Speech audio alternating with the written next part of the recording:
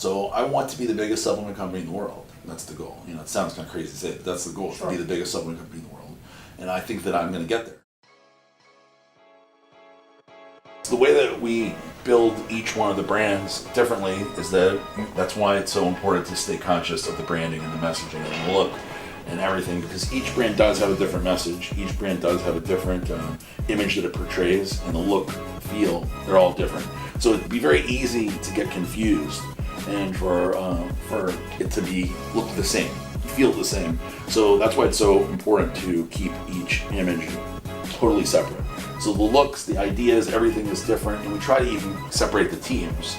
That is the ultimate goal for me as I continue to scale these brands up and potentially even build more brands, is that I find that it's pretty key to have teams for each brand. And as it becomes appropriate and the brands get large enough, we got a digital marketer, a graphic person, a website person, a sales team for each individual.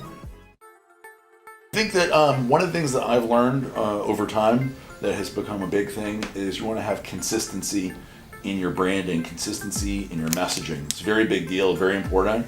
And I think that most people in our industry don't even understand what it means to brand something, what branding a company means. And one of the big things is consistency not just in the looks, but in the messaging and what you're putting out there. And not just me, but the whole team stays very conscious of doing that. Even like a font or a color, we use the same colors and the same fonts and the same design elements over and over and over again. So when I look at an athlete, I don't look in terms of, does this athlete have great following and engagement?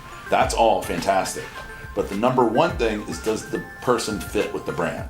I think that people get, in this day and age, I think people get confused with their value to a company.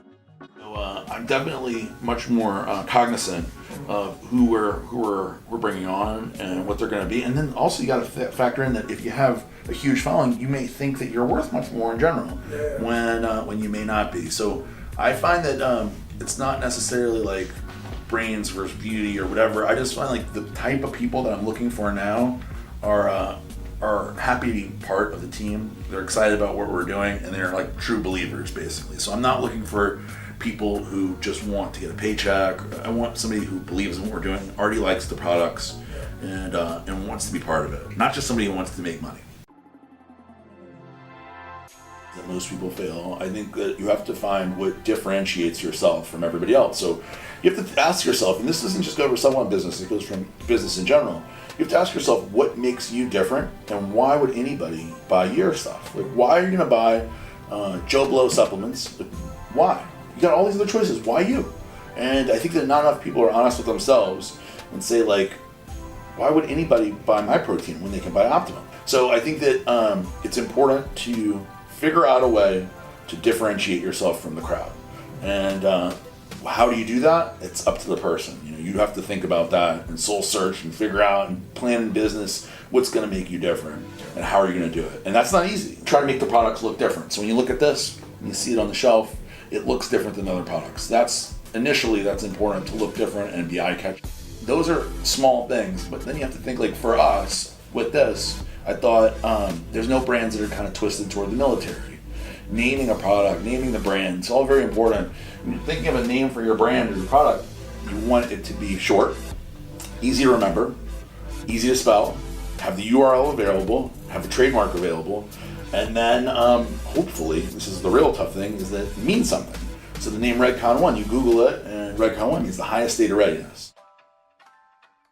So how you start the business is very important, and especially in a crowded marketplace like this. And just think, why would anybody buy mine? Like, are you going to compete on price? Maybe you could.